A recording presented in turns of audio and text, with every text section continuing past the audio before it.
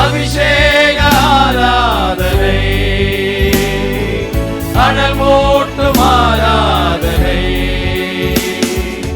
ஆராதனை ஆராதனை ஆண்டவர்க்கே, ஆராதனை ஆராதனை ஆராதனை இயேசுவுக்கே, ஆராதனை அதிகாலை ஆராதனை ஆண்டவர்க்கே ஆராதனை. இந்த காலை நேரத்தில் தேவ சமூகத்தில் வந்திருக்கிறோம். உற்சாகமாய் தேவனை ஆராதிக்கும்படி 44வது சங்கீதத்தினுடைய 5 முதல் 8 வரை இருக்கக்கூடிய 4 வசனங்களை நம்ம அப்படியே வாசிக்கலாம். நல்ல கர்த்தரை பாடி ஆராதித்து மகிமைப்படுத்தி தேவ பிரசன்னத்துக்குள் கடந்து போவதற்கு ஆண்டவர் நமக்கு கிருபைகளை தருவாராக. 5வது வசனம், உம்மாலே எங்கள் சத்துருக்களை கீழே விழுத்தாக்கி எங்களுக்கு விரோதமாய் எழும்புகிறவுடை நாமத்தில் நாங்கள் மிதிப்போம். ஆண்டவரே, சத்துருக்களை அங்கே கீழே போட்டு மிதிச்சிருவோம். ஆமென். சத்துருக்களை கீழே போட்டு நாங்கள் மிதிப்போம். 2வது வசனம், அடுத்த வசனம், என் வில்லை நான் நம்பலை, என் பட்டயமும் நான் நம்பலை, என் வில்லையும் நான் நம்பலை, என் கல்வி அறிவையும் நான் நம்பலை, என்கிட்ட இருக்கிற பணத்தையும் நான் நம்பலை. ஆண்டவர், இதெல்லாம் என்னை ரட்சிக்காது. நீரே எங்கள் சத்துருக்களின் எங்களை ரட்சித்து எங்களை பகைக்கிறவர்களை வெட்கப்படுத்துகிறீர். அடுத்த வசனம், தேவனுக்குள் நித்தமும் மேன்மை பாராட்டுவோம், உமது நாமத்தை என்றைக்கும் துதிப்போம். சத்துருக்களை மிதிப்போம், அந்தகார வல்லமைகளை மிதிப்போம், இருளின் அதிகாரத்தை ஜெயம் எடுப்போம். ஆனால் நான் எங்களை நம்பலை, உங்களையே நம்பியிருக்கேன். சங்கீதக்காரர் சொல்கிற, ஆண்டவரே எல்லாம் நடக்கும், ஆனால் என்னுடைய திறமையோ என்னுடைய ஞானமோ இதை செய்யாமல் சர்வ வல்லமையுள்ள தேவனே அதை செய்வார். ஆகவே அந்த தேவனை, எனக்கு வெற்றி தருகிற தேவனை, சத்துருக்களின் கையில் இருந்தனை விடுவித்தனை காப்பாற்றுகிற தேவனை நான் என்றென்றைக்கும் துதிப்பேன் என்று சொல்லுகிறார். நல்ல வாயை திறந்து காலை நேரத்தில் நாமத்தை உயர்த்தும். உங்களை என்றைக்கும் நான் துதிப்பேன். என்னை நான் நம்பலை, என் படிப்பை நான் நம்பலை, என்னுடைய கல்வியை நான் நம்பலை, நான் வைத்திருக்கிற எதையும் நான் நம்பலை, உண்மையே நம்பி இருக்கிறப்பா, உண்மையே நான் நம்பி இருக்கிறப்பா. நல்ல கரங்களுடைய வாய்களை விரிவாய் தரது. உண்மையே நான் நம்பி இருக்கிறப்பா, உண்மையே நான் நம்பி இருக்கிறப்பா, உடைய திருநாமத்தையே நம்பி இருக்கிறப்பா. என் எதிர்காலம் உடைய கையில் இருக்கிறது, என் பிள்ளைகளுடைய எதிர்காலம் உடைய கரத்தில் இருக்கிறது, என் தொழிலின் வளர்ச்சி உடைய கரத்தில் இருக்கிறது, என்னுடைய ஆசீர்வாதம் உடைய கரத்தில் இருக்கிறது. நீர் என்னை நடத்துவீர், நீர் என்னை போஷிப்பீர், நீர் எனக்கு வழிகாட்டுவீர், நீ என்னோடு கூட இருப்பீர் அப்பா. உடைய பிரசன்னம் என்னை நடத்துவதற்காய் ஸ்தோத்திரம், உடைய கிருபை எங்களை நடத்துவதற்காய் ஸ்தோத்திரம்.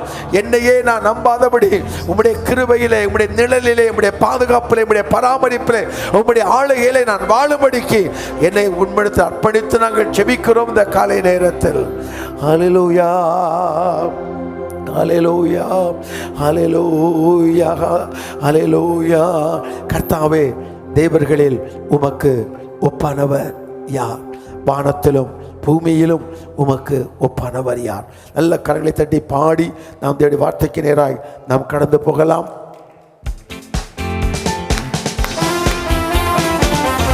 எல்லாரும் உற்சாகமாய், எல்லாரும் வாயை நல்ல விரிவாய் தொடரும்.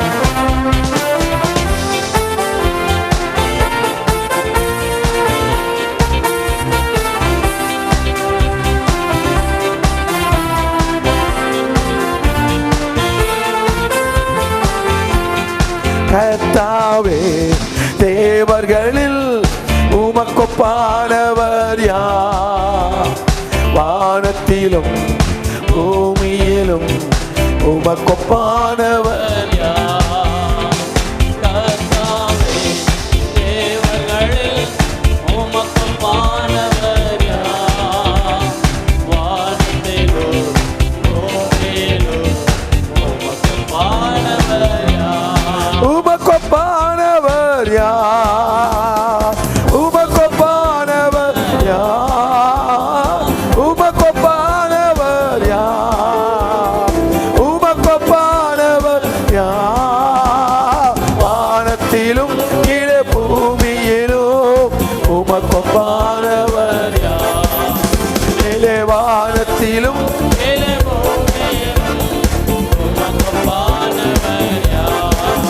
கர்த்தாவே. உற்சாகமாய் பாடுவோம்.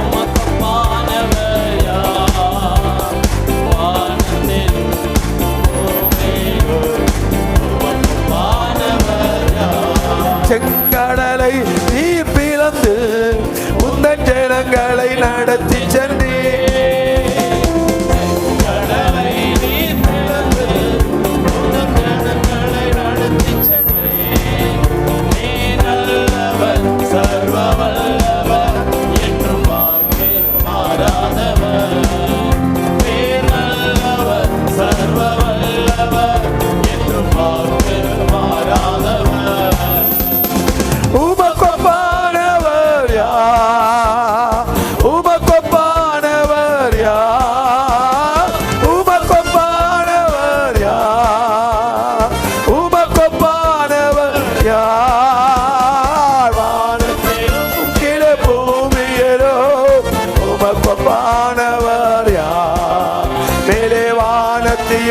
கீழே பூமியிலும் உமக்கொப்பானவர் யார்? ஆராதிக்க வந்தோம், அன்பு கூற வந்தோம், யெகோவா தேவனையே.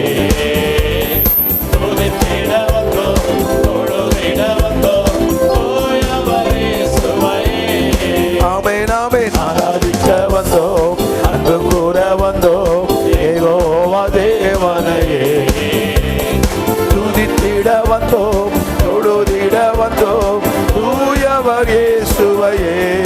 ஆராதிக்க வந்தோம், அன்பு கூற வந்தோம், யெகோவா தேவனையே. ஆமென் ஆமென். துதித்திட வந்தோம், தொழுதிட வந்தோம், தூயவர் இயேசுவையே. நல்ல கரங்களை உயர்த்தி நல்ல மனப்பூர்வமா ஆலே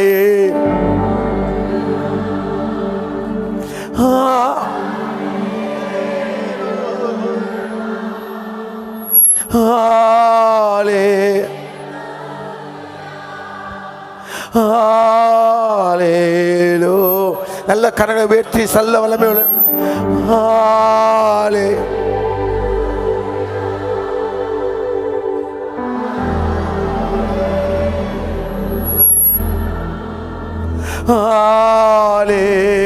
ஹalleluya ஹalலே முழு பலத்தோடு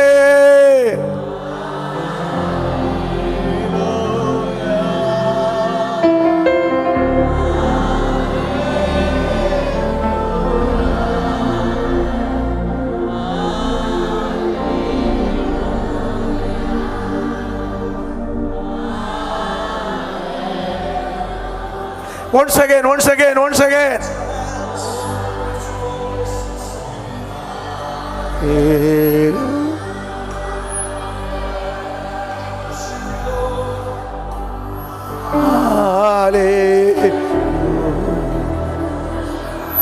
நல்ல வாயை திறந்து விரிவாய் கர்த்தரின் நாமத்தை உயர்த்துவோம்.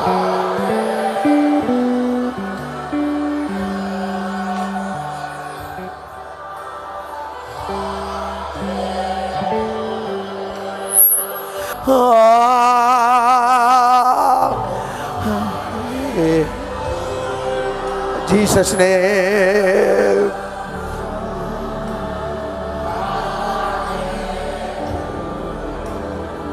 உம்மை உயர்த்துகிறோம் அப்பா. எங்கள் மத்தியில் உலாவுவதற்காக உமக்கு ஸ்தோத்திரம்.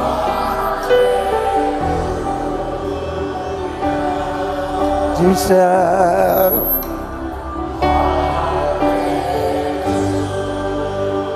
நல்ல கரங்களை வைத்து கடைசியா ஒரு முறை ஹalleluya ஜீசஸ். தேவனுடைய மகிமை சபையை நிரப்புகிறது. தேவனுடைய மகிமை சபையிலே ஜீசஸ்.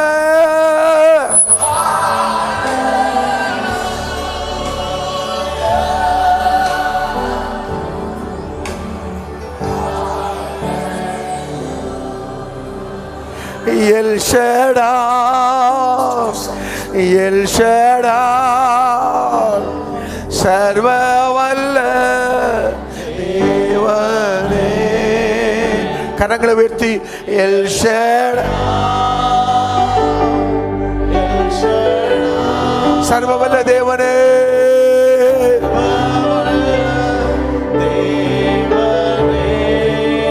உயர்த்துகிறோம், வாழ்த்துகிறோம்,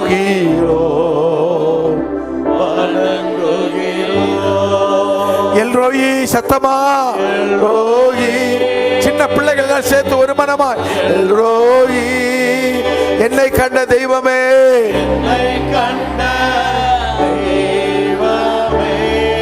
உயர்த்துகிறோம்,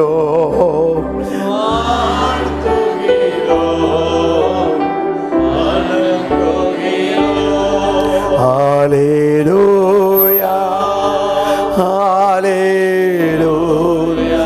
தேவாதி தேவனே, ஹல்லேலூயா, ஹல்லேலூயா. கரங்களை வெட்டி ஹல்லேலூயா, உம்முடைய நாமத்தை உயர்த்துகிறோம்.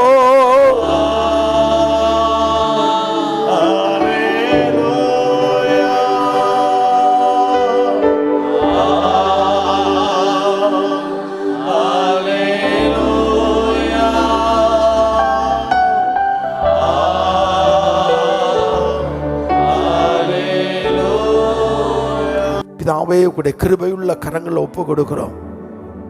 உடைய வாழ்க்கையில் நீர் பெரியவராக இருக்கிறீரப்பா. இவர்கள் எந்த பிரச்சனைகள் சந்தித்தாலும், அது என்ன போராட்டமாக இருந்தாலும், அது என்ன பலவீனமாக இருந்தாலும், அது என்ன கலக்கமாக இருந்தாலும், அதை மாற்றுவதற்கு, அதை சரி செய்வதற்கு, அதை வெற்றியாய் உடைய பிள்ளையுடைய வாழ்க்கையிலே மாற்றுவதற்கு நீர் போதுமானவராக இருப்பதற்காக உமக்கு ஸ்தோத்திரம். இதை நிமித்தம் ஆண்டவருடைய சஞ்சலங்கள், தவிப்புகள், கவலைகள், கஷ்டங்கள், ஆண்டவருடைய பலவீனங்கள், ஆண்டவரே இவளை மோதி ஆவிக்குரிய வாழ்க்கையில பலவீனம் அடைந்து விடாதபடி, எதிர்கால நம்பிக்கை குறைந்து விடாதபடிக்கு தேவனாகிய கர்த்தரை பலப்படுத்தும்படி நாங்கள் ஜெபிக்கிறோம். இவளுக்குள்ள பிரச்சனை இப்போது இறங்கி வரட்டும், எல்லா கவலை கஷ்டங்கள் மாறட்டும், துக்கம் இவருடைய வாழ்க்கையில விலகட்டும், தேவனுடைய மகிமை இறங்கட்டும் என்று நாங்கள் ஜெபிக்கிறோம். தேவ மகிமைக்கு தடை பண்ணுகிற கிரியைகள் இயேசுவின் நாமத்தில் விலகட்டும். தேவ நாமத்தில் ஆண்டவருடைய மகிமை வெளிப்படுவதற்கு, வல்லமை வெளிப்படுவதற்கு தடையாயிருக்கிற எல்லா காரியங்களும் இயேசுவின் நாமத்தில் விலகட்டும். விளைக்கத்தர் பலப்படுத்துங்கப்பா. ஜெபங்களை கேட்பதற்காய் ஸ்தோத்திரம். இயேசுவின் நாமத்தில் ஜெபிக்கிறோம் பிதாவே. வல்லமை உண்டு உண்டு, அற்புத வல்லமை இயேசுவே. நல்ல கரங்களை தட்டி பாடுவோம். வல்லமை உண்டு உண்டு, அற்புத வல்லமை இயேசு கிறிஸ்துவின் இரத்தத்தினால். வல்லமை உண்டு உண்டு, அற்புத வல்லமை இயேசுவே. வல்லமை உண்டு உண்டு, அற்புத வல்லமை இயேசு கிறிஸ்துவின் இரத்தத்தினால். பொழிந்திடும் வல்லமை, உன்னதத்தின் வல்லமை, ஆவியின் வல்லமை, அக்கினியின் வல்லமை. பொழிந்திடும் வல்லமை, உன்னதத்தின் வல்லமை, ஆவியின் வல்லமை, அக்கினியின் வல்லமை. வல்லமை தேவை தேவா, வல்லமை தாரும் தேவா.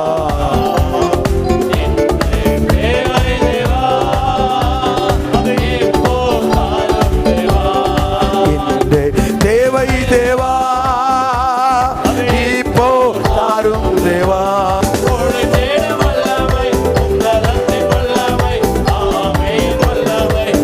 அக்கினியின் வல்லமை.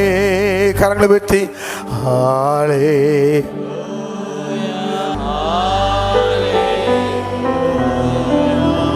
ஆவியானவரே,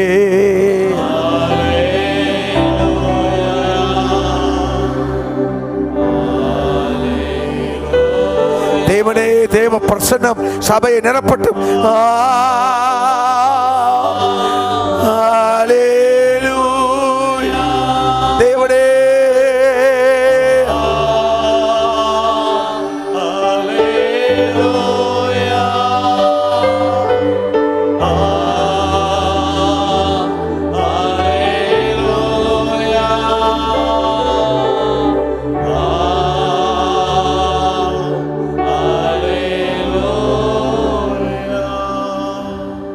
மகிமையுள்ள கரங்கள் ஒப்பு கொடுக்கிறோம்.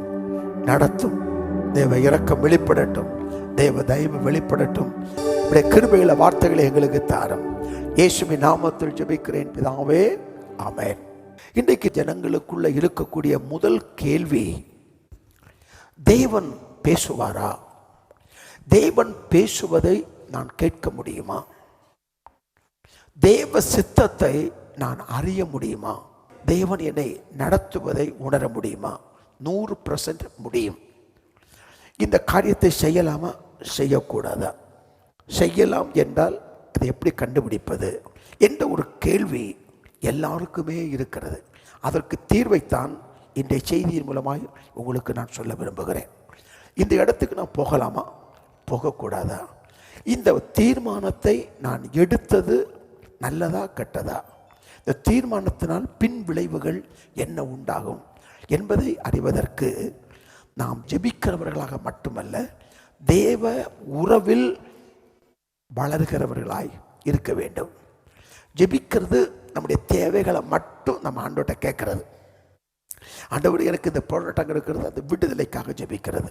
ஆனால் உறவு என்பது என்னென்னா, நம்ம ஜெபித்தது மட்டும் இல்லாமல் தேவனுடைய சமூகத்தில் உட்கார்ந்து தேவைக்காக மட்டும், அவசியத்திற்காக மட்டும், ஆசீர்வாதத்திற்காக மட்டும் ஆண்டவரை தேடுகிற பழக்கம் அல்ல.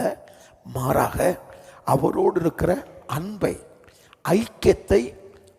ஐக்கியத்தை ஆழப்படுத்த, அகலப்படுத்த, உயரப்படுத்த, இன்னும் பக்கத்தில் வருவதற்கு ஜெபிச்சு முடித்த பின்பு தேவ சமூகத்தில் உட்கார்ந்து அவருடைய சத்தத்தை கேட்கறதுக்கு சில நிமிடங்களை காத்திருக்கும் போது தேவன் நம்ம கூட பேசுவார். அதுக்கு என்ன செய்யணும் என்பது தான் நம்ம பார்க்க போகிறோம். எபேசியர் 5ஆம் அதிகாரம் 17ஆம் வசனத்தை நாம் வாசிக்கலாம். ஆகையால் நீங்கள் மதியற்றவர்களாய் இராமல் கர்த்தருடைய சித்தம் இன்னதென்று உணர்ந்து கொள்ளுங்கள். கர்த்தருடைய சித்தத்தை உணர முடியும். இது கர்த்தருடைய சித்தம், இஸ் காட் வில். எல்லாரும் கேட்குற கேள்வி, ஒரு திருமணத்துக்கு முடிவெடுக்கும் போது, பாஸ்டர் தேவனுடைய சித்தம் என்னதுன்னு பார்த்துக்கிடுவோம் அப்படி சொல்லுவாங்க. ஒரு நிலம் வாங்கும்போது, ஒரு திருமணம் நடக்கும்போது, எந்த காரியமானாலும் தேவனுடைய சித்தத்தை, தேவனுடைய விருப்பத்தை அறிய எல்லாரும் விரும்புவாங்க. ஆனால் தேவ சித்தம் செய்கிறாங்களா என்பது இரண்டாவது. தேவ சித்தம் செய்கிறாங்களா என்பது செகண்ட். ஆனால் தேவ சித்தம் அப்படின்றத அறிய விரும்புவாங்க. அப்போ ஒரு மனிதன் தேவ சமூகத்தில் வரும்போது தான் அவன் ஜெபிக்கிறவனாக மட்டுமல்லாமல், தன் தேவைகளை செலுகிறவனாக மட்டுமல்லாமல், தேவனுக்கு அருகில் நெருங்கி வருகிற போது தேவன் முதலாவது என்ன செய்கிறார் என்றால், அவனுடைய உணர்வை உயிர்ப்பிக்கிறார். அவன் உணர்வுள்ளவனாய் மாறுகிறான். அந்த உணர்வுகள் மங்கி போனால், உணர்வுகள் மழுங்கி போனால், உணர்வுகள் பலவீனமடைந்தால் தேவ சித்தத்தை அறிய முடியாது. தேவனால் நடத்தப்பட முடிவதற்கு வாய்ப்பில்லை. இந்த மனசாட்சி கூர்மையாக இருந்துச்சுன்னா தேவனுடைய வாய்ஸை கிளீனாக கேட்கலாம். உணர்வுகளை கூர்மையாக வைத்து கொள்ள வேண்டும். ஆமென். வாசிக்கலாம்.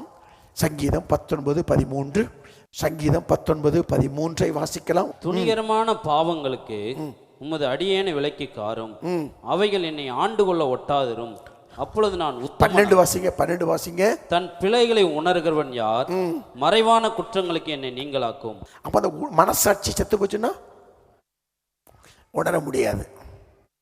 மனசாட்சி பலவீனம் அடைந்து போகுமானால், அந்த உணர்வுகள் பலவீனம் அடைந்து போகுமானால், தப்ப ஒரு மனுஷன் ஒத்துக்கிடவே மாட்டான். இன்னைக்கு என்ன பிரச்சனை அப்படின்னா, தான் செய்கிற தவறுகளையோ, தப்புகளையோ, குற்றங்களையோ யாராவது சொல்லி காட்டினால அதை ஏன் அக்செப்ட் பண்ணி திருத்தி கொள்வதற்கு, சரிபடுத்தி கொள்வதற்கு ஏன் விருப்பம் இல்லைன்னா, உணர்வுகள் மழுங்கி போகும். நல்ல கவனிங்க. ஜெபிக்கிற ஒரு மனிதனிடத்தில் கண்டிப்பாக அந்த உணர்வு கூர்மையாக இருக்குன்னு சொல்லவே முடியாது. ஆனால் தேவனோடு நெருங்கி பழகுகிற ஒரு அனுபவம் இருக்குமானா அவனோட உணர்வு எப்போதும் கூர்மையாகிட்டே இருக்கும்.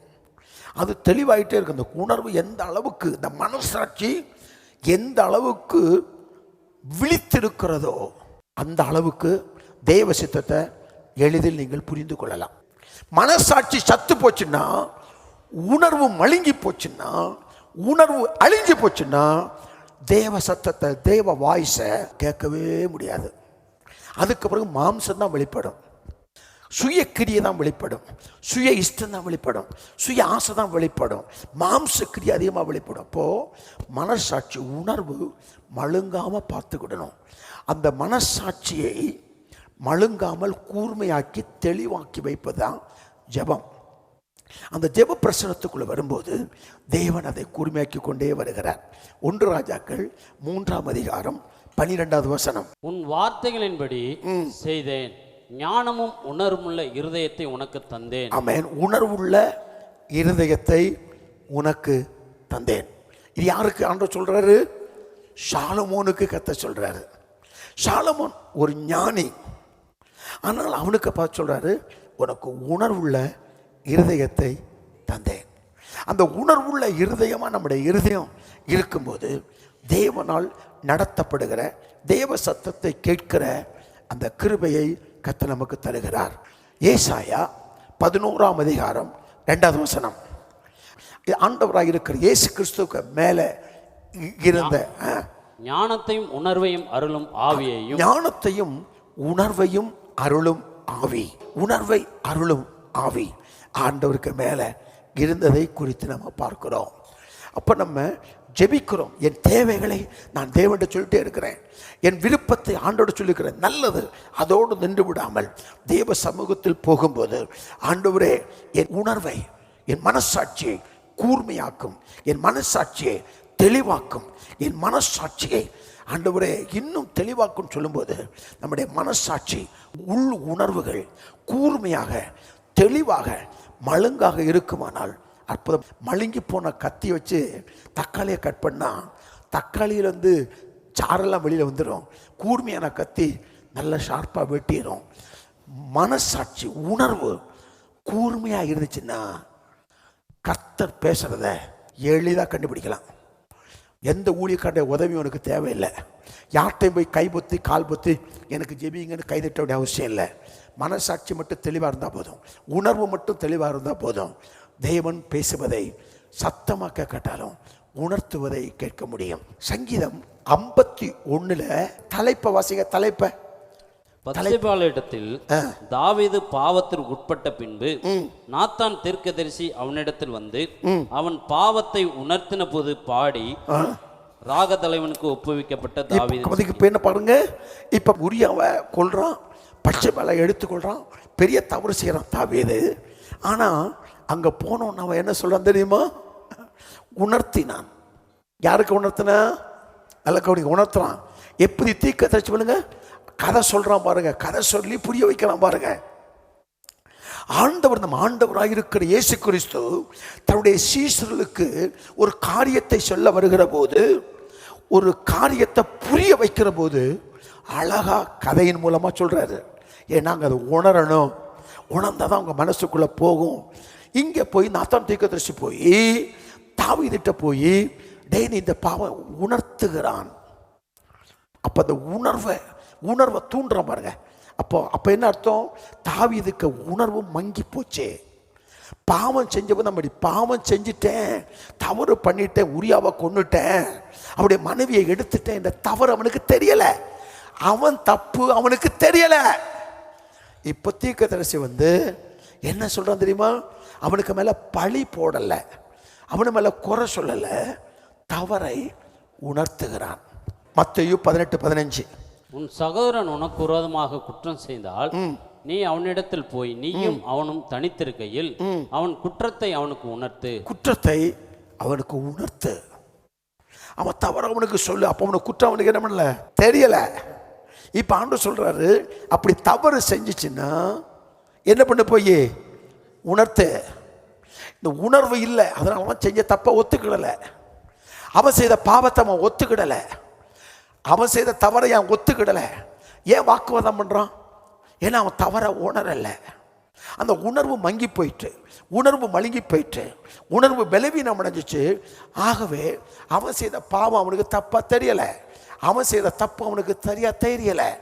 இப்ப நீ போய் அவன் செய்த தப்ப அவனுக்கு உணர்த்துடா. அவனுக்கு உணர்வு மங்கி போச்சே, உணர்வு மழுங்கி போச்சே, போய் சுட்டி காட்டி உணர்த்து அப்படின்னு சொல்றாரு. யோவான் 8:9 பாருங்க. அவர்கள் அதை கேட்டு தங்கள் மனசாட்சினால் கடிந்து கொள்ளப்பட்டு பெரியோர் முதல் சிறியோர் வரைக்கும் ஒவ்வொருவராய் போய்விட்டார்கள். ஒரு பெண்ணை விபச்சாரத்துல கையங்களமா பிடிச்சிட்டாங்க. பிடிச்சு இயேசுகிட்ட கொண்டு வராங்க. இயேசுகிட்ட கொண்டு வந்த உடனே ஆண்டவரே, மோசையின் பிரமாணத்தின்படி இவளை கல்லடிச்செல்லாம் கொல்லணும். ஆமா, கரெக்டு. இயேசு அவங்களுக்கு ஒரு காரியத்தை சொல்றாரு பாருங்க, அழகா சொல்றாரு. அவங்க தப்ப அவருக்கு உணர்த்துறது எப்படி உணர்த்துறாரு பாருங்க.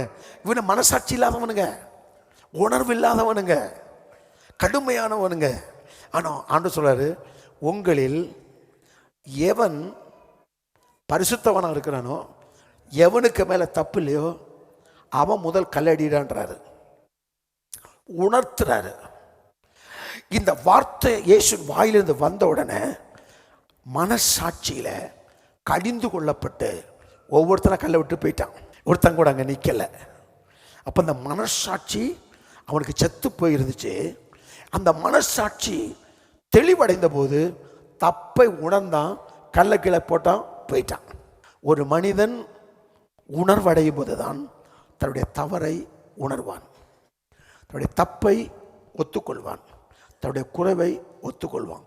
இவ்வளோ வசனம் கேட்டும் ஒரு ஆள் வசனத்துக்கு, வார்த்தைக்கு, சத்தியத்துக்கு ஒத்துக்கலைன்னா அவங்க மனது பழுதடைந்து இருக்கிறதுன்னு அர்த்தம்.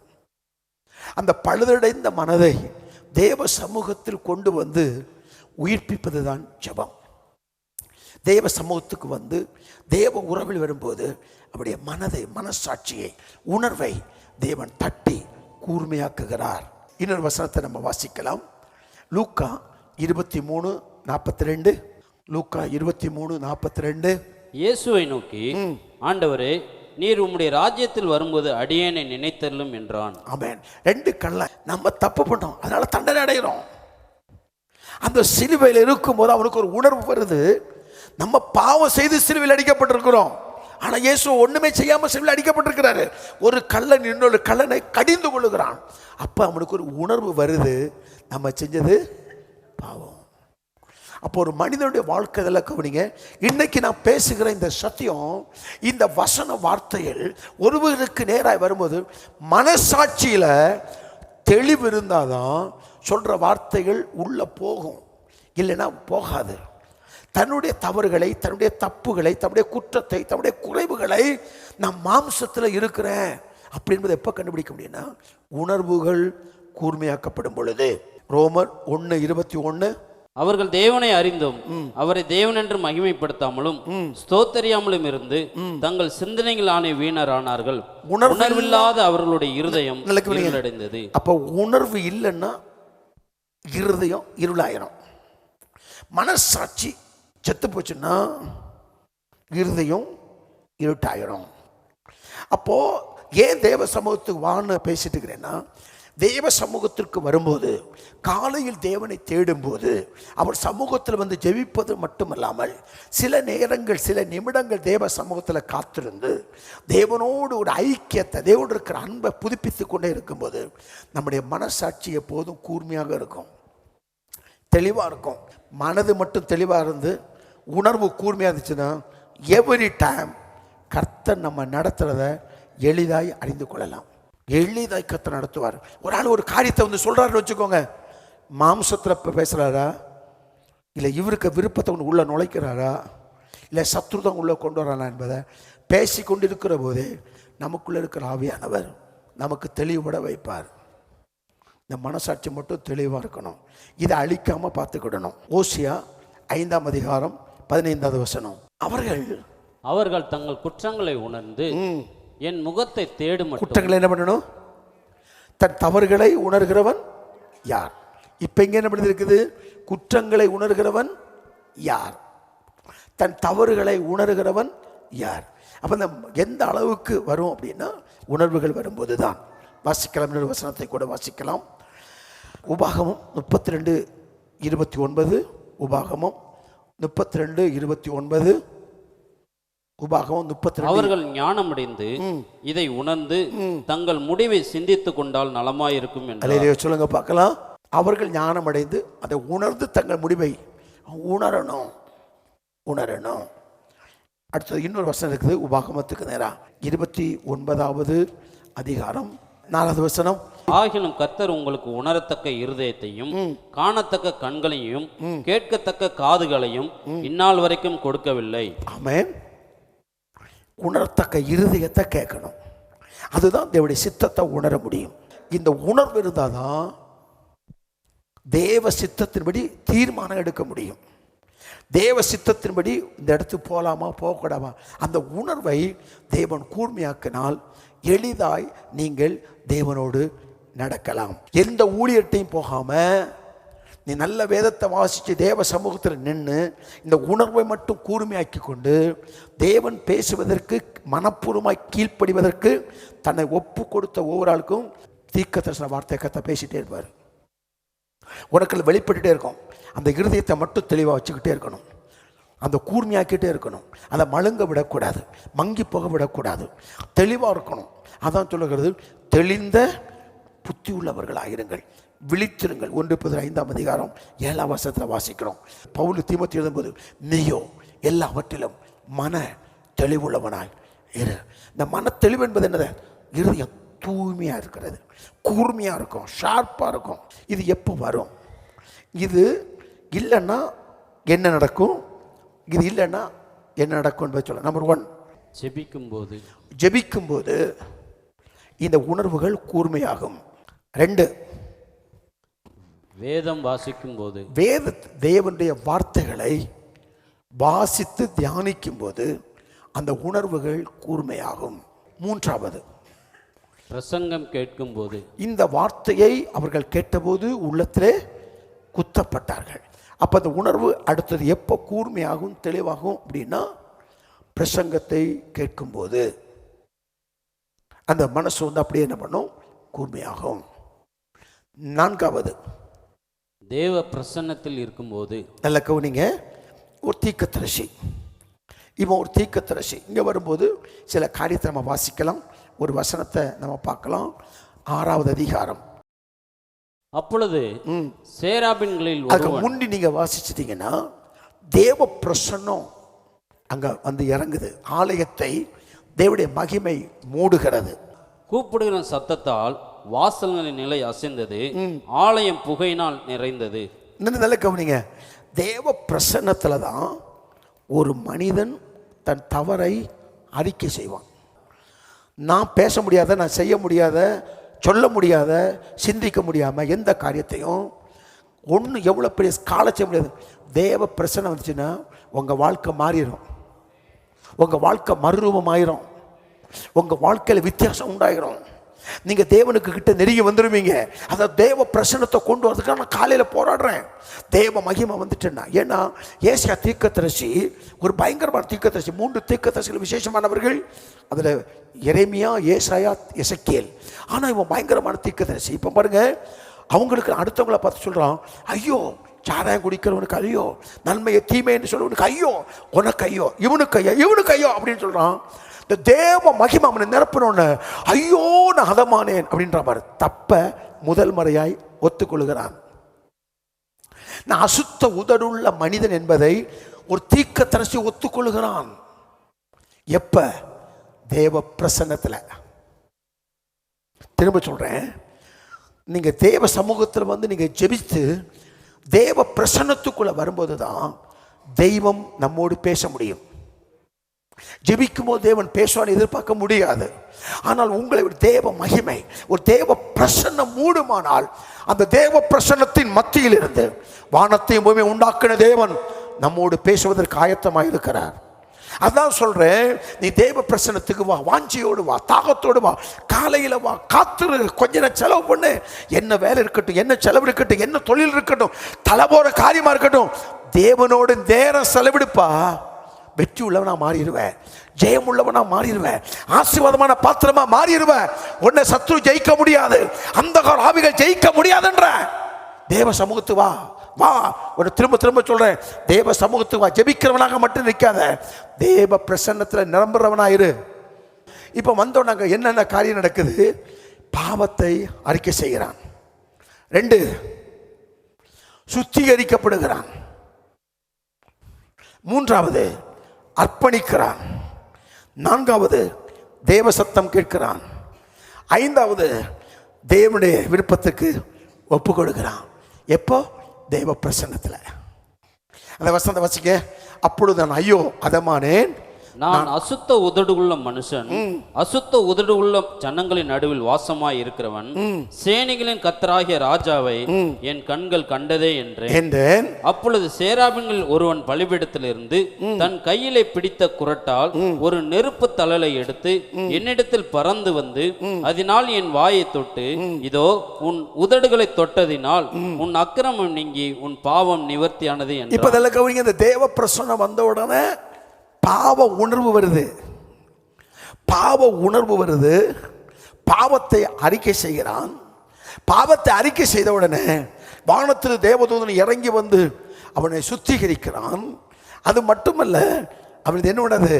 தேவ சத்தத்தை கேட்கிறான். என் காரியமா யார் போவார். இதெல்லாம் எப்போ வந்துச்சு தெரியுமா? தேவ பிரசன்னத்தில். அப்ப நல்ல கவனிங்க. எனக்கு ஒன்று தெரியும். ஒரு பாவம் செய்கிற ஒரு மனிதன், தவறாக நடக்கிற ஒரு மனுஷன், விருப்பம் போல நடக்கிற மனுஷன், தேவ சித்தத்தின்படி மாம்சத்தை அதிகமாக வெளிப்படுத்துகிற மனுஷன் தேவ பிரசன்னத்தில் வந்துச்சுன்னா, அந்த தேவ பிரசன்னம் அவன் தவறை உணர்த்தி அவனை சுத்திகரித்து தூய்மையாக்கி தேவ சத்தத்தை கேட்க வைப்பது தேவ பிரசன்னம். தேவ மகிமை எப்போ வரும்? ஒரு மனமா நின்னா தேவ மகிமை வரும். எதிர்பார்ப்போடு இருந்த தேவ மகிமை வரும். அவர்கள் 120 ஒரு மனப்பட்டு பாடி துதித்த போது ஆலயத்தை தேவ மகிமை நிரப்பிட்டு அங்க வந்த போதுதான் அவன் தேவனுடைய சத்தத்தை கேட்டான். என் காரியமா யார்? அப்ப இதுக்கு முன்னே ஏசியா தீர்க்கதரிசி என்ன பண்ணிட்டு இருந்தான்? என் காரியமா யார் போவனா? இப்ப யார் காரியமா நீ போயிருக்க? அதான் சொன்னேன், தேவ சத்தம் கேட்கும் எல்கைக்குள் வா. என் கண்மான கர்த்தருடைய பிள்ளையே, தேவ ஜனமே, கண்ணீரோடு உனக்கு நான் புத்தி சொல்றேன், பாரத்தோடு நான் பகிர்ந்து கொள்றேன். நீ வெக்கப்படக்கூடாது, நீ தோத்து போகக்கூடாது, சத்ரு உன்மேல் ஜெயம் எடுக்கக்கூடாது, நீ தடுமாறக்கூடாது, நீ தோத்து போகக்கூடாது, சத்ருனை ஜெயிக்கக்கூடாது, வெற்றியா வாழணும், நல்ல குடும்ப தலைவனா வாழணும், நல்ல தொழில் அதிபரா நீ மாறணும். உன்னை சத்ரு ஜெயிக்கக்கூடாது. ஒரு மனுஷனை பார்த்த உடனே அவன் நல்லவனா கெட்டவனா என்பதை பகுத்தறியும் ஞானத்தை இந்த தேவ பிரசன்னம் உனக்கு தருன்ற.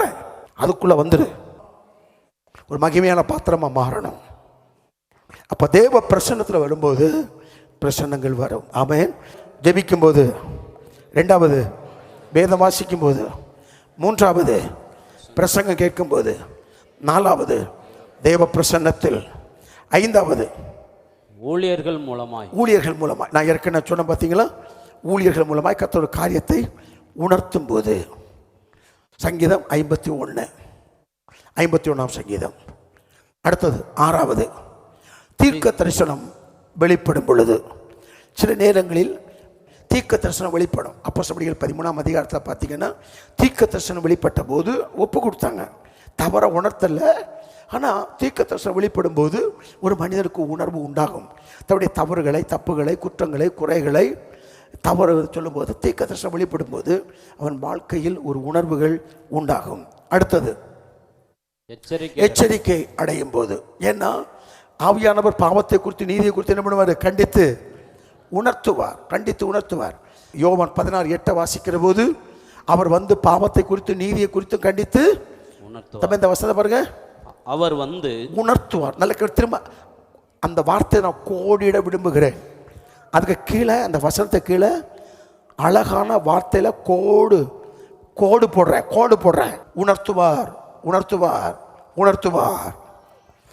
உணர்த்துவார். தேவ சித்தத்தை உணர்த்துவார். தீர்மானம் எடுக்க உணர்த்துவார். தெளிவான பாதையில் போறதுக்கு உணர்த்துவார். தப்பு செய்யும் போது உணர்த்துவார். தவறாய் தீர்மானம் எடுக்கும்போது உணர்த்துவார். இந்த உணர்வு மங்கி போச்சுன்னா, மனசாட்சி மலங்கி போச்சுன்னா தேவ சத்தத்தை கேட்க முடியாது. அதனால நான் சொல்றேன், ஜெபம் நம்முடைய தேவைகளை சந்திப்பது மட்டுமல்லாமல் தேவ சமூகத்தில் வந்து நிற்கிற போது அது மகிமையான ஆசீர்வாதமாய் நமக்கு மாறிக்கொண்டே இருக்கும். ஆமென். இந்த உணர்வு இல்லைன்னா என்ன ஆகும்? நம்பர் 1, தவறாய் சிந்திக்கிறோம் என்ற உணர்வு இருக்காது. இந்த உணர்வு இல்லைன்னா, நல்லா கவனிங்க, ஒரு காரியம் நம்ம மனசுக்குள்ள வரும்போது தவறா சிந்திக்கிறோன்னு என்ன வருமா வராதா? வரும். அந்த உணர்வு மங்கி போச்சுன்னா வராது. தவறாய் சிந்திக்கிறோம். நம்பர் 2, தவறான பாதையில் பயணிக்கிறோம். நம்ம போகிற பாதை சரியில்லை, தெரியாது. 3வது, பாவ செயல்களை செய்கிறோம். அடுத்தது பாவ செயல்கள் செய்கிறோம். செல்ஃபோன் எடுத்துட்டு ஒரு நியூஸ் பார்க்கறதுக்கு நீங்கள் செல்ஃபோன் ஆன் பண்ணாலும் அருவருப்பும் அசிங்கமும் வந்துட்டே தான் இருக்கும்.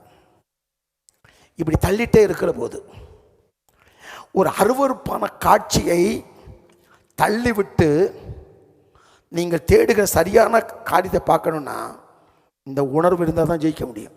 இல்லைன்னா உன்னுடைய கண்கள் அந்த குறிப்பிட்ட காட்சியில் நிலைத்து நிற்கும். ஆனால் உணர்வுகள் இருந்துச்சுன்னா, டேய் உள்ளே ஆவியான பேசுவார், டேய் தவறாக பார்க்குறடா, தவறாக பார்க்குற, உன் கண்ணை தீட்டுப்படுதுடா அப்படின்னு உணர்வு இருந்துச்சுன்னா ஆவியான பேசுறதை கேட்கலாம். இல்லைன்னா கண்ணு செத்துரும், தேவனை தரிசிக்க முடியாது. அந்த உணர்வு இருந்துச்சுன்னா இது தப்பு, இஸ் ராங் அப்படின்னு பேசுவார். பாவ செயல்களை செய்கிறோம்.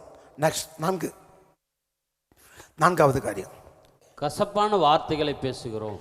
கசப்பான வார்த்தைகளை பேசுகிறோம். கசப்பான வார்த்தைகள் அங்கே பேசிட்டே இருக்கிறோம், அந்த உணர்வு வரும். அடுத்தது 5வது, மற்றவர்களை காயப்படுத்துகிறோம். மற்றவர்களை காயப்படுத்துகிறோம். நம்ம இந்த வார்த்தை மற்றவங்களை என்ன பண்ணணும்? காயப்படுத்துகிறோம். 6வது, மற்றவர்களை வேதனைப்படுத்துகிறோம். மற்றவர்களை நான் நடந்து கொள்கிற இந்த விதம் மற்றவர்களை வேதனைப்படுத்துது, மற்றவர்களை வேதனைப்படுத்துகிறது. அடுத்தது 7வது, தேவனை எரிச்சலடைய வைக்கிறோம்.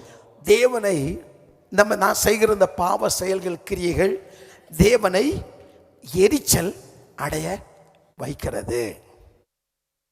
சரி, அடுத்தது பிற பொருளை இச்சிக்கிறோம்.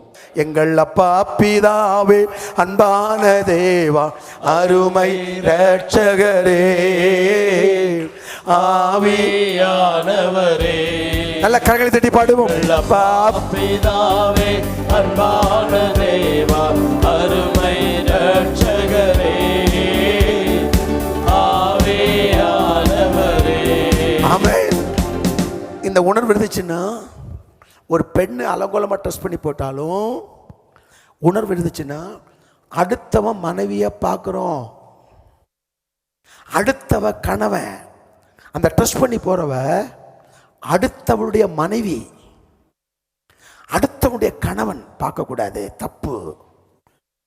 அடுத்தவனுடைய மனைவி தொடக்கூடாது. வாலிப பிள்ளை இன்னொருவனுக்கு கல்யாணமாக போறவ தொடாத, பார்க்காத, செல்லாதன்னு அந்த உணர்வுக்கும். உணர்வு மங்கி போச்சுன்னா ஒழிஞ்சிருவோம். கிறிஸ்தவ வாழ்க்கை அர்த்தமற்று போயிடும். இங்கே தான் இருக்குது கிறிஸ்தவ வாழ்க்கையே இருக்குது. அதுக்கு தான் ஆவியானவர். சபைக்கு வர்றது அசுத்தமாக வாழ்கிறதுக்கு இல்லை, பரிசுத்தமாக வாழ்கிறதுக்கு. புதிய கெட்டவனா வாழ்கிறதுக்கு இல்லை, நல்லவனா வாழ்கிறதுக்கு, பேசிக்கலனா வாழ்கிறதுக்கு இல்லை, அடுத்தவங்க பணத்தை வாங்கிட்டு கொடுக்காம ஏமாத்துறதுக்கு இல்லை. பரிசுத்தமாக வாழதான் சபை, உண்மையாய் வாழதான் சபை, நேர்மையாய் வாழத்தான் சபை, கிறிஸ்துவை வெளிப்படுத்தி காட்டுதான் சபை. அதுக்கு தான் சபை இருக்கு. ஒரு இஷ்டம் போல வாழ்றதுக்கு இல்லை, மனம் போன போக்கில் போடுறதுக்கு இல்லை. நம்மை கண்டித்து திருத்தி சரிபடுத்தி சிறந்த மனிதனாய் வாழ்வதற்கு வழிகாட்டுகிற இடம் சபை. இல்லைன்னா அது கூடாரம். சரியா உன்னை வாழ வைக்கணும், சரியா வழிகாட்டணும், அதுக்கப்புறம் தான் சபை. நெக்ஸ்ட் பாயிண்ட் வருது, பிறர் பொருளை இச்சிக்கிறோம். 9வது பாயிண்ட், பொய் குற்றம் சாட்டுகிறோம். பொய், நம்ம தேவையில்லாமல் மற்றவங்கள மேலே பொய்யா குற்றம் சாட்டுகிறோம் என்கிறது உணர்வு. 10வது, தவறுகள் வாழ்க்கையை காயப்படுத்துகிறது. அதை உணர மறுக்கும்போது காயம் நிரந்தர புண்ணாக மாறுகிறது. திரும்ப ஒன் செகண்ட். தவறுகள் வாழ்க்கையை காயப்படுத்துகிறது, அதை உணர மறுக்கும் போது காயத்தை நிரந்தர புண்ணாக்குகிறது. காயம் நிரந்தர புண்ணாகிறது. நல்ல கவனிக்க, 2 பேருக்கும் வாக்குவாதம் வருது, கணவனுக்கும் மனைவிக்கும் வாக்குவாதம் வருது. மற்றவங்களுக்குள்ள வாக்குவாதம் வருது. நம்ம ஜெயிக்கிறதுக்கு, நம்ம வெற்றி பெறுவதற்கு சில வார்த்தைகளை பேசி நம்ம ஜெயிச்சுட்டு வீட்டுக்கு வந்தாலும் தேவ சமூகத்தில் போன உடனே நீ ஜெயிச்சுட்ட, ஆனால் உன்ட தப்பு இருக்கு தெரியுமில்ல அப்படின்னு தேவ சமூகத்தில் ஆண்டவர் உணர்த்தி ஒப்பு கொடுக்க வைப்பார். கணவன் மனைவி பேசுகிறாலும் இப்போ சீக்கிரமாக ஒரு மனம் பொருந்துட்டு, ஒரு மனம் இல்லாமல் எப்படி ஜெபத்துக்கு வர முடியுது? கசப்பு இருக்குன்னு வச்சுக்க, எப்படி பிரசங்கம் பண்ண முடியும்? எப்படி ஜெபிக்க முடியும்? அப்போ ஆவியான உணர்த்தலையோ அப்படின்னா உணர்வு சத்து போச்சுன்னு அர்த்தம். உணர்வு இருந்துச்சுன்னா அந்த உணர்வு நம்மோடு பேசிக்கொண்டே இருக்கும், நமக்கு தப்பை சொல்லிகிட்டே இருக்கும், தவறான பாதையை சொல்லிகிட்டே இருக்கும். ஆமென். இந்த உணர்வு இல்லைன்னா என்ன ஆகும்? வாழ்க்கை இருளடையும். ரோமர் 1:21, ரோமர் 1:21.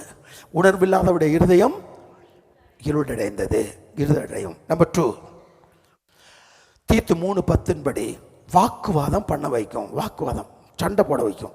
புத்தியீனமான தர்க்கங்களையும் வம்ச வரலாறுகளையும் சண்டைகளையும் நியாயப்பிரமாணத்தை குறித்து உண்டாகிற வாக்குவாதங்களையும் விட்டு விலகு. அப்ப என்ன பண்ணாது? இந்த உணர்வு என்ன பண்ணாது? நம்மளை வாக்குவாதம் பண்ண வைக்காது. அடுத்தது, துணிகரமான பாவம் செய்ய வைக்காது. பாவத்தை செய்ய துணிகரம் கொள்ளக்கூடிய அளவுக்கு இந்த உணர்வு நம்மளை விடாது, பிடிச்சு இழுக்கும். தேவ கிருபையை அசட்டை பண்ண வைக்காது, கிருபையை இழந்து போக வைக்காது. பிரசன்னத்தில் இருந்தீங்கன்னா, இல்லைன்னா கிருபை இழந்து போயிடும். இந்த துணிகரமாக போய் செய்யும்போது தேவ கிருபை இழந்து போகும்.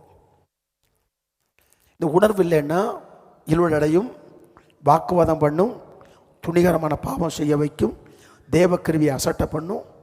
அடுத்தது நெக்ஸ்ட் பாயிண்ட், தேவனுடைய வார்த்தையை புறக்கணிக்கும், இருதயத்தை இருளாக்கும், வாக்குவாதம் பண்ண வைக்கும், துணிகரமாய் பாவம் செய்ய வைக்கும், தேவ கிருபையை அசட்டை பண்ணும், தேவ வார்த்தையை புறக்கணிக்கும். அடுத்தது, ஊழியர்களின் ஆலோசனையை அலட்சிப்படுத்தும். கடைசியில் முக்கியமான பாயிண்ட், தேவனுக்கு முன்ன போகாம உங்களை ஒளிய பண்ணும், ஒளிந்திருக்க பண்ணும். ஆதியாகமம் 3:8. அந்த சத்தத்தை அவர்கள் கேட்டபோது மரத்துக்கு பின்னாடி ஒளிஞ்சிட்டாங்க. இந்த இது என்ன ஆகுனா, துணிகரமான பாவம் செய்யும் போது தேவ சமூகத்துக்கு வர்றது குறையும். ஹல்லேலூயா. உங்க பிரசன்னத்தில் சிறகில்லாமல் பறக்கிறேன், உங்க சமூகத்தில் குறைவில்லாமல் வாழ்கிறேன். உங்க பிரசன்னத்தில், உங்க பிரசன்னத்தில் சிறகில்லாமல் பறக்கிறேன், உங்க சமூகத்தில் குறைவில்லாமல் வாழ்கிறேன். என் தஞ்சமானீரே, என் கோட்டையானீரே, என் துருகமானீரே, என் நண்பனானீரே, என் தஞ்சமானீரே, என் கோட்டையானீரே, என் துருகமானீரே, என் நண்பனானீரே. அல்லேலூயா. தப்பா கத்த குணத்தை தான் சபை, அதான் பிரசங்கம். பிரசங்கம் நம்முடைய வாழ்க்கையை பழுது பார்க்கணும். பிரசங்கம் நம்முடைய வாழ்க்கையை பழுது பார்க்கணும். பிரசங்கம் நம்முடைய வாழ்க்கையை செப்பனிடணும். பிரசங்கம் நம்முடைய வாழ்க்கையை ஒழுங்குபடுத்தணும். கிறிஸ்தவ வாழ்க்கையை சீராக்கணும். கிறிஸ்தவ வாழ்க்கையை தெளிவாக்கணும். நம்ம சிறந்தவர்களாய் மாற்றணும். தேவன் சாயலை கொண்டு வரும், அதான் பிரசங்கம். இப்போ இந்த மனசாட்சி வந்துச்சுன்னா சர்வ வல்லமையுள்ள தேவன் நம்மளோட கூட பேசிட்டே இருப்பார், தவறை சுட்டி காட்டிகிட்டே இருப்பார். இதை செய்யாததை செய். எந்த காரியத்தையும் நடத்துவார். நஷ்டமா லாபத்துக்கு நேராய் நடத்துவார். எந்த காரியத்தையும் நமக்கு அவர்கிட்ட கேட்கும்போது அற்புதமாய் நடத்துவார், அதிசயமாக நடத்துவார். ஒரே ஒரு காரியத்தை மட்டும் சொல்கிறேன். ஒரு பேங்க்ல ஒரு மேனேஜர் இருந்தார். நிறைய பணங்களை கொண்டு கொடுத்து அவர் பேங்க்கில் அக்கௌண்ட் பண்ணுவார். அன்றைக்கி ஒரு காலையில் உட்காந்துருக்கிறாரு. பரிசுத்த ஆவியானவர் சொல்கிறாராம், மகனே, இன்னைக்கு இந்த கம்பெனியிலேருந்து வரக்கூடிய எல்லா பணத்தையும் ஈச் அண்ட் எவ்ரி கட்டை தனித்தனியாக எழுடாண்டாராம். இவர் வாங்கி போடுவாராம். அன்னைக்கு ஒவ்வொரு கட்டையும் ஒரு நோட்டு கம்மியாக இருந்துச்சான். போய் சொன்னார் ஆண்டவர்கிட்ட போய், அந்த சத்தத்துக்கு நான் கீழ்ப்படியலைன்னா நான் பல ஆயிரங்களை வைக்க வேண்டியிருக்கும். உங்கள் சத்தத்தை கீழ்ப்படிச்சதுனால என்னை தப்பிச்சு வைக்கிறான். நஷ்டத்துக்கு நேராக நீ கால் வைக்கும்போது, உனக்கு தெரியாத ஒன்று நீ செய்ய விரும்பும் போது, ஆவியானவர் வந்து குறுக்க நிற்பார். ஆவியானவர் குறுக்க நிற்பார். நோ அப்படின்னு சொல்லுவார். இதை செய்யாத, வேண்டாம் உனக்கு, இது உனக்கு செய்யாத அப்படின்னு நம்மளை தடுத்து நம்மளை அப்படியே ரவுட்டன் பண்ணி, ராஜா இந்த வழியில் போகணும்னு நீ நினைக்கிற, இங்கே நிறைய பள்ளம் இருக்குப்பா, நிறைய கண்ணி இருக்குதே, அப்படி ரவுண்ட் பண்ணி இந்த வழியாக போப்பா அப்படி நம்மளை பிடிச்சி திருப்பி சரியான பாதைக்கு விடுவார். அதான் பரிசுத்த ஆவியானவர். அந்த அனுபவத்துக்குள்ளே சபை வரணும், நீங்கள் வரணும். அதுதான் தேவ சமூகத்திற்கு வாருங்கள். அதுக்காக ஜெபம் பண்ணுவோமா? ஹல்லேலூயா, ஹல்லேலூயா. வாயை திறந்து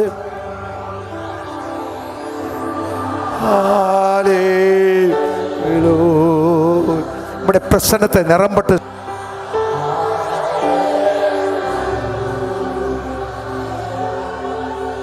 Glory to Jesus.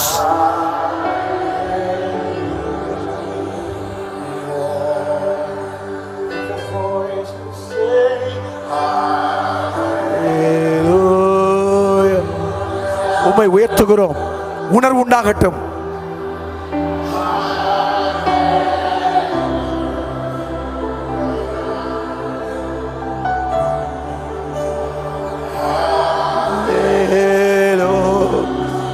ஆவியானவரே, பரிசுத்த ஆவியானவரே, மகிமையின் ஆவியானவரே,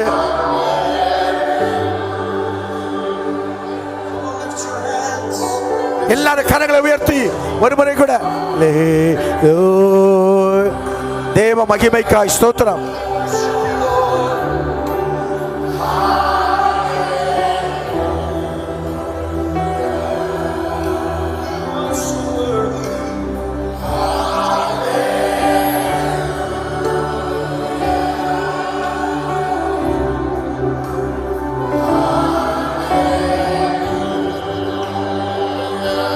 நம்ம எல்லாரும் சேர்ந்து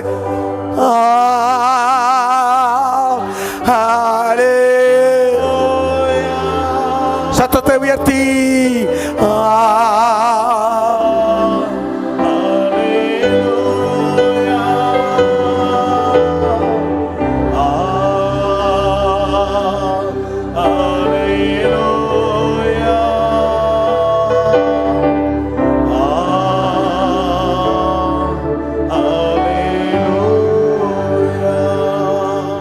கண்களை மூடி ஜெபிக்கிறதோடு நின்றாதீங்க. ஆவியான உணர்த்துறதுக்கு கீழ்ப்படிங்க. தேவ பிரசன்னத்துக்குள்ள வாங்க. தேவனால் வழி நடத்தப்பட ஒப்பு கொடுங்க. உங்க அறிவை நம்பாதுங்க, உங்க அனுபவத்தை நம்பாதீங்க. தேவனை நம்புங்க, அவரை சார்ந்து கொள்ளுங்க. அவரை பிடிங்க, அவரை பிடிச்சுக்கோங்க, அவரை பிடிச்சுக்கோங்க, அவரை சார்ந்து கொள்ளுங்க. அவர் உங்களை நடத்துவார், சித்தத்தை வெளிப்படுத்துவார். உணர்வை கூர்மையாக வைத்துக் கொள்ளுங்க, உணர்வை தெளிவாக வைத்துக் கொள்ளுங்க. ஆண்டவரை சார்ந்து கொள்ளுங்க. இஷ்டம் போல வாழ்றதுக்கு விடாதுங்க. தேவனுடைய சார்ந்து கொள்ளுங்க, அவருடைய பிரசன்னத்தை சார்ந்து கொள்ளுங்க. அற்புதமாய் நடத்துவார்.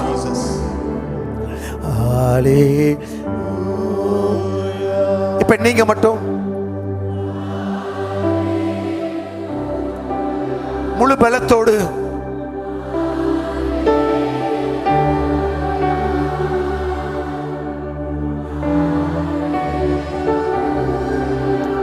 முழு பலத்தோடு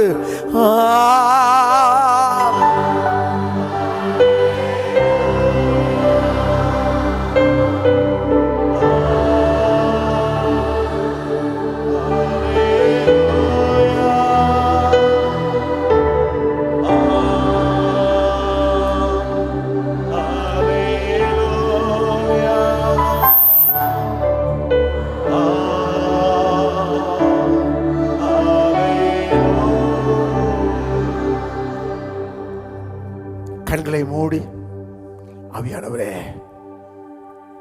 உணர்வு கூர்மையாகட்டும். என்ன உணர்வுள்ளவனாய் மாற்றும். தேவ சித்தத்தை அறிய ஒரு தீர்க்க தரிசன எதிர்பார்த்து நான் நிற்காம என்னை கைட் பண்ணுங்க, என்னை கைட் பண்ணுங்க. ஆவியானவரே என்னை கைட் பண்ணுங்க, என்னை கைட் பண்ணுங்க. ஊழியத்தில் என்னை கைட் பண்ணுங்க. போதுமான வீட்டுக்கு என்ன கைட் பண்ணுங்க, சித்தத்தை அறிய என்ன கைட் பண்ணுங்க, ஒரு முடிவு எடுக்க எனக்கு கைட் பண்ணுங்க, நல்ல தீர்மானம் எடுக்க என்ன கைட் பண்ணுங்க. ஒரு இடத்துக்கு போகும்போது போகணுமா வேண்டாமா என்பதை உணர்த்துங்க, என்னை தெளிவுபடுத்துங்க. ஒரு உணர்வுள்ள ஆவி எனக்கு தாங்க. நான் மனம் போன போக்கில் போய் நிறைய நஷ்டம் அடைஞ்சிட்டேன், நிறைய கஷ்டப்படுறேன், நிறைய இழந்துட்டேன். நான் மனம் போன போக்கில் போய் நிறைய இழந்துட்டேன், நிறைய சத்ரு போராட்டத்தை கஷ்டப்பட்டேன். மனப்போக்கில் போனதில் குடும்பத்தில் பிரச்சனை, தொழிலில் பிரச்சனை, தனிப்பட்ட வாழ்க்கையில் பிரச்சனை, சஞ்சலம், தவிப்பு, துக்கம், துயரம், அவமானம் இதெல்லாம் சந்திச்சுட்டேன்.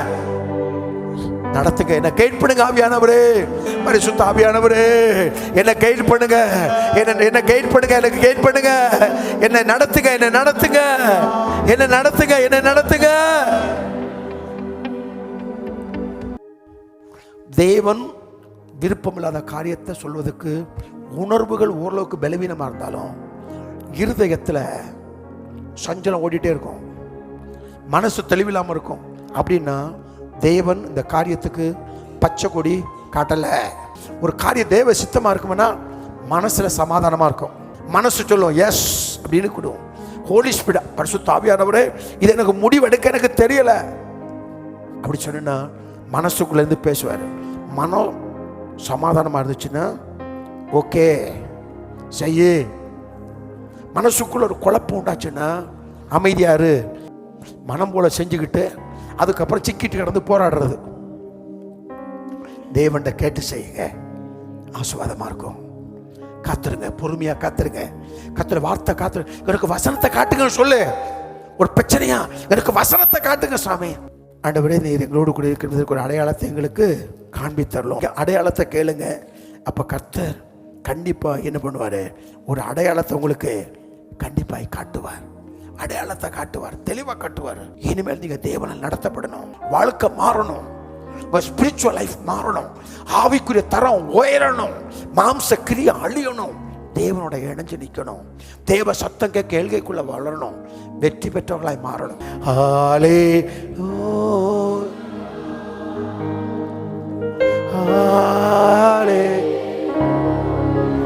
கூர்மையாக்குங்க, தெளிவாக்குங்க பரிசுத்த ஆவியானவரே.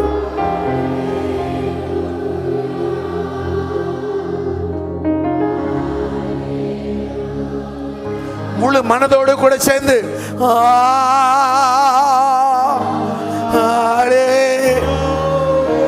ஜீவனுள்ள தேவனை ஆராதிக்கிறோம்.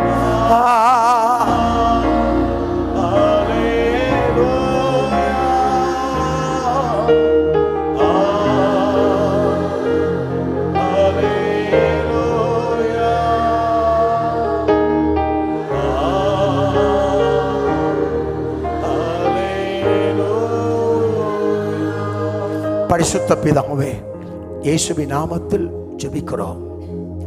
எவர்கள் தேவனுடைய ஆவியானவரால் நடத்தப்படுகிறார்களோ அவர்கள் தேவனுடைய பிள்ளைகளாயிருக்கிறார்கள் என்று ரோமர் 8:14 வாசிக்கிறேன். ஒவ்வொரு பிள்ளைகளையும் கர்த்தர் நடத்துவீராக. பாவத்திற்கு தப்பி கடந்து போக கிருபை செய்வீராக. உமக்கு விருப்பமில்லாத காரியத்தை செய்யாதபடி தப்பி கடந்து போக உதவி செய்வீராக. பரிசுத்தமாய் வாழ்வதற்கு உதவி செய்வீராக. போராட்ட நேரங்களில், குழப்பமான நேரங்களில் நீர் கரம் பிடித்து நடத்துவீராக. முற்றிலும் உம்மை சார்ந்து கொள்ள, முற்றிலும் உம்மை பற்றி கொள்ள ஒவ்வொருவருக்கும் அனுக்கிரகம் செய்தரலும். மனசாட்சி கூர்மையாகட்டும். இயேசுவின் புண்ணிய நாமத்தில் பிதாவே.